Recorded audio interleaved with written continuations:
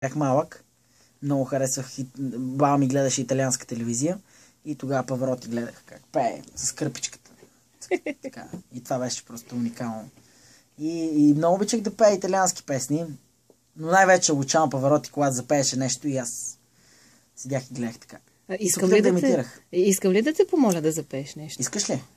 Май искам. Да не щупим, Аз съм смел човек. Да не щупим микрофона. Аз съм смел човек. Даже да се повреди. Нашия звукорежисьор Димитър Фотев се надявам, че ще отреагира бързо на време и на място. Добре, правим лека проба.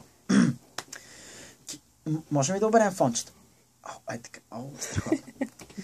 Che bella cosa una giornata sole, n'aria serena dopo una tempesta, che voglia fresca pare già una festa, che bella cosa una giornata sole. И сега момента.